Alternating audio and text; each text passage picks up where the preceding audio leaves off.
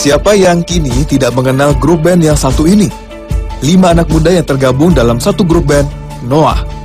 Ya, Noah dan sejumlah band tenor lainnya kini seakan menjadi lokomotif industri rekaman dan hiburan tanah air.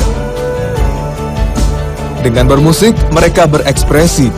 Dengan rangkaian nada dan lirik, mereka mengantar banyak imajinasi. Tidak heran semakin menggeliatnya industri musik, beragam aliran pun bermunculan mewahanakan jagat hiburan. Perusahaan-perusahaan rekaman pun berlomba mencari bibit baru, musisi berbakat yang mampu menghasilkan musik-musik berkualitas. Kesempatan menumpahkan emosi dalam secari kertas hingga menjadi album ternyata membutuhkan waktu dan usaha yang tidak sedikit. Dan disinilah peran penting sebuah industri rekaman yang ternyata sudah diperkenalkan sejak dulu di Indonesia.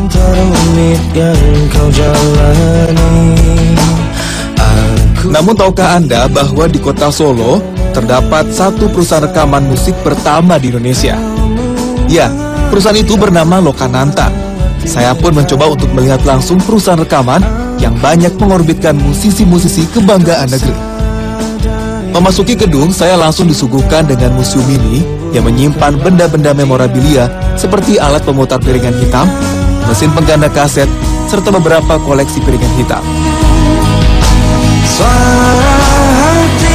Berdiri di tahun 1956, salah satu tugas utama Lokananta adalah memproduksi piringan hitam.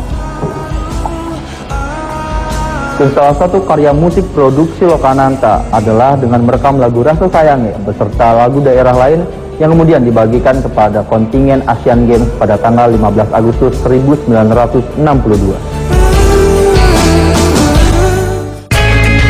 Sebelum Lokananta, perusahaan piringan hitam ini bernama Indra Fox, di mana Indra merupakan singkatan dari Indonesia Raya dan Fox yang diambil dari bahasa Latin yang berarti suara.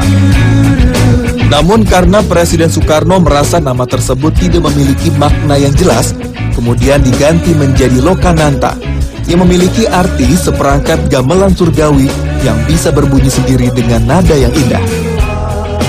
Pemilihan lokasi didirikannya Lokananta pun memiliki makna tersendiri. Selain memang pusat RRI yang pada waktu itu berada di kota Solo, keberadaannya yang dekat dengan 4 kerajaan besar di Jawa, yaitu Kasunanan dan Mangkunegaraan di Solo, serta Kesultanan dan Pakualaman di Jogja.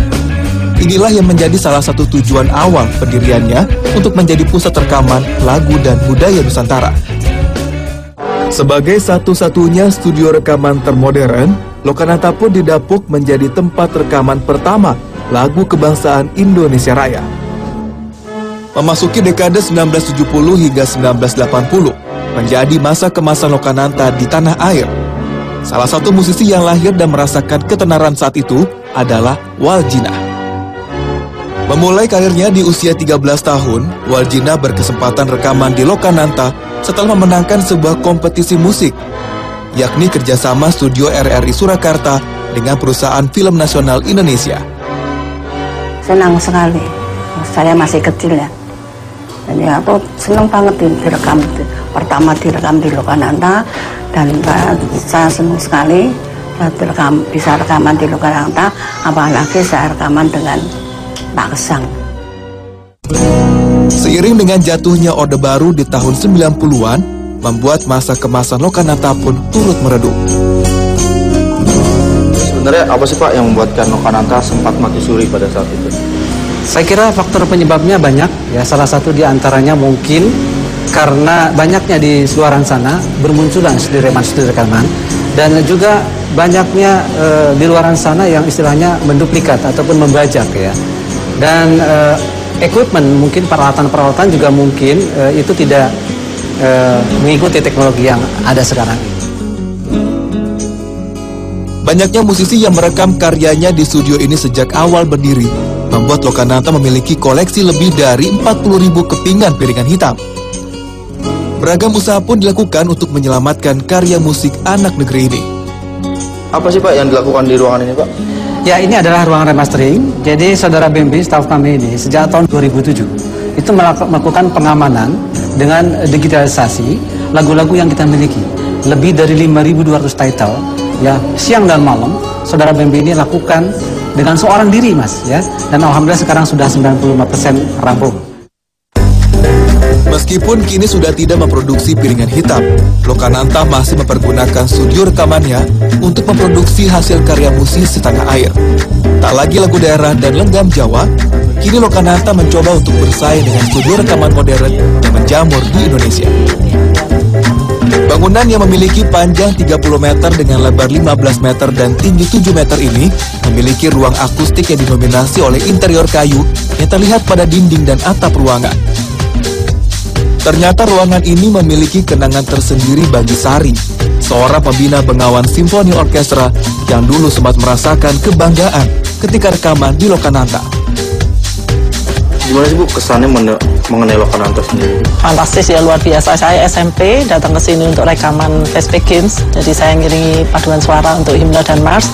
Saat itu saya masih SMP, sampai sekarang anak saya juga udah lepas sekolah semua. Ternyata masih sama seperti ini dan luar biasa. Mungkin ini adalah aset nasional yang perlu dijaga. Untuk mengenang masa-masa remajanya, Sari pun mengajak anak didiknya untuk rekaman di sini. Kalau untuk rekaman ini sendiri ada hubungannya dengan pedulian anak-anak itu tadi? Iya, ini rencana memang untuk anak-anak yang menderita kanker, terutama leukemia, yang kita akan cari dana juga dari situ. Nanti mudah-mudahan mereka bisa lebih menikmati hidupnya lah. Pertama dari musik dulu. Lokananta tak hanya menjadi sebuah produsen piringan hitam dan studio rekaman negeri, namun kini ia telah menjelma menjadi saksi bisu akan sejarah perkembangan musik di tanah air. Lokananta tidak hanya menjadi studio rekaman tertua di Indonesia, kehadirannya pun menjadi museum karya-karya fenomenal anak negeri. Meski sempat tidak terdengar suaranya, kini Lokananta mencoba untuk bangkit dan terlibat kembali dalam industri musik nasional.